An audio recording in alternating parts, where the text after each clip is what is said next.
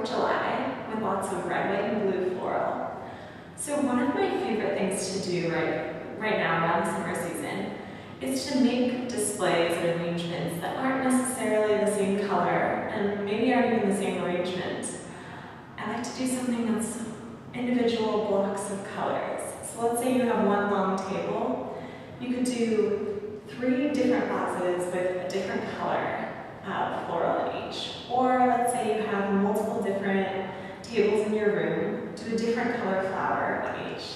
As long as they all go with your theme, it'll definitely work.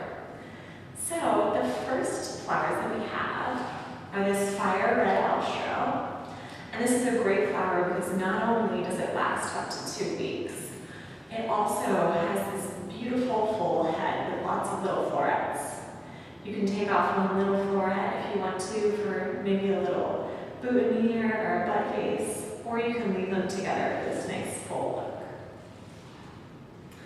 We also have this really pretty phlox, white phlox.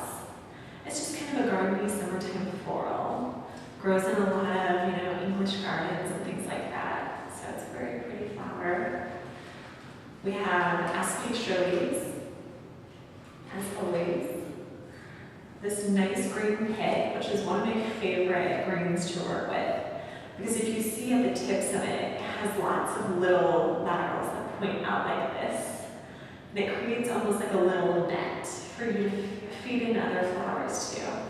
And they have these soft round edges that are perfect kind of as an accent and almost look like a flower themselves.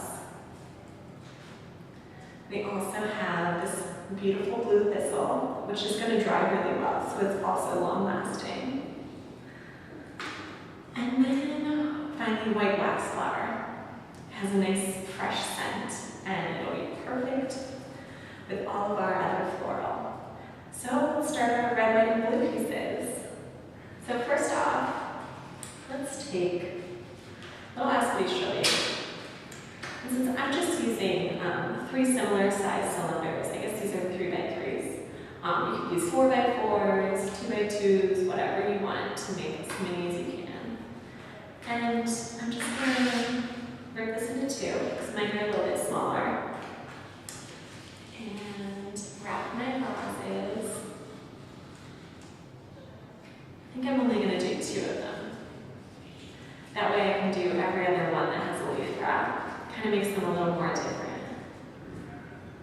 Just kind of rolling them in there. And the water pushes against the leaves so you don't get any air bubbles, which is really nice. Next, I think I want my white in the center, so we'll start with red. And I'm just going to take off anything that's not perfect, because this is going to be kind of my focal. Just taking off any of these big leaves.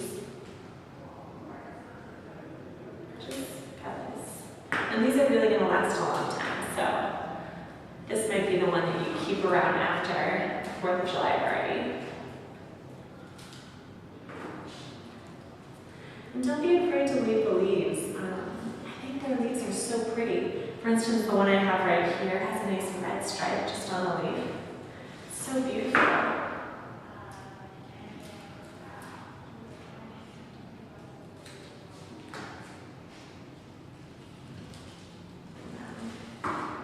You can see, with a small vase, this alstroemeria is just so large, it takes over. It's a really pretty accent. Just kind of putting this so that it comes out on all sides. We have a nice little ball. Make sure you can fill it in. And then some guys look like they grew a little bit more than others. So we'll just give them a little trim and put them back down where they're supposed to be. And you'll notice when you first get your alstroemeria, it's probably going to be really closed, but they're going to pop open with the heat. So now we have this one, and with the alstroemeria, I didn't really have to add any greenery because it's already there. I'm going to move on to our blue. So for the blue, I'm going to take a piece of this green pit. And I'm just going to take off all the greenery except for that that's on the little laterals at the top.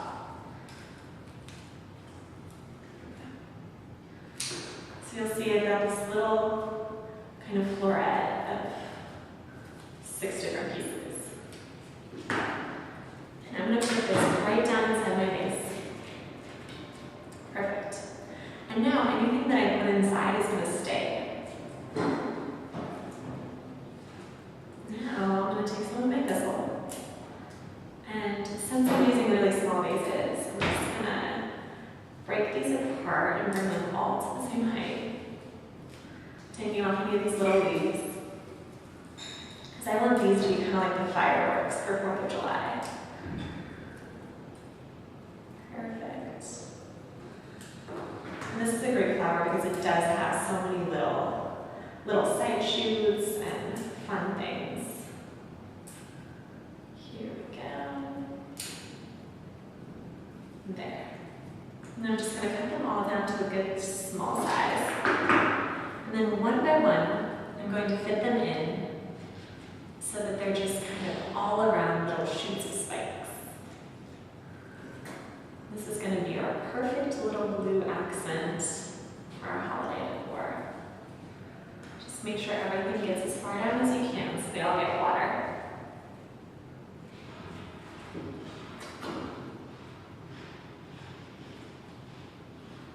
Perfect.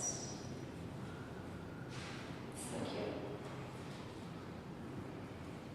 There, and now they're just little pops. So now we're going to move on to our white. And I chose 2 different flowers for the white because my first one, the waxflower, is just a little bit more straggly. So I want something to fill in those gaps. So this one's going to take a little bit more work. It's really worth it because it has such a nice scent. So I'm just going to take these all apart so that I don't have to do it later. Then I just use my hands, but if you have sensitive hands, wearing gloves or using a little rose pruner will help you. So I just run my fingers down the little leaves. And you'll notice that wonderful scent just coming out as we do it. After a while of doing this, your hands aren't going to notice at all. You're totally used to it. It's so smelly. Okay, so now I've got all these little guys off. And I'm going to move on to the next piece because I have lots of it. Now I'm making just 3 arrangements, but if you have the amount of flowers I have, you could probably make 6. Just little smaller ones. Just get these guys a little more. There we go. Now with these, I'm just going to put them in a nice little bunch. Their stems are so small that it will just spiral for you. Cut these down to size. And then a little shorter. I always like things to splay out kind of perfectly in a nice little circle. And now that I have these, you can easily fit in my phlox. And phlox comes in a lot of nice colors, nice pink and purple and lavender. But for the 4th, of course, what is it? And with this, I'm going to do 4 phlox in little quarters, so almost making a square. And then, after I get all 4 in, I'm going to place the last one right in the center. And even though they're in a square function, it'll still look like it's a nice, complete cylinder. All of my waxflower is going to round it out. Perfect. There we go. Now I still have some extra stuff to do, but we have our perfect little red, white, and blue pieces. That'll make your little 4th of July party a little more fun and a little more diverse because not every arrangement needs to be exactly the same in a copy. So I hope you guys enjoy this, and I hope you enjoy your 4th too. Thanks for joining us. Bye.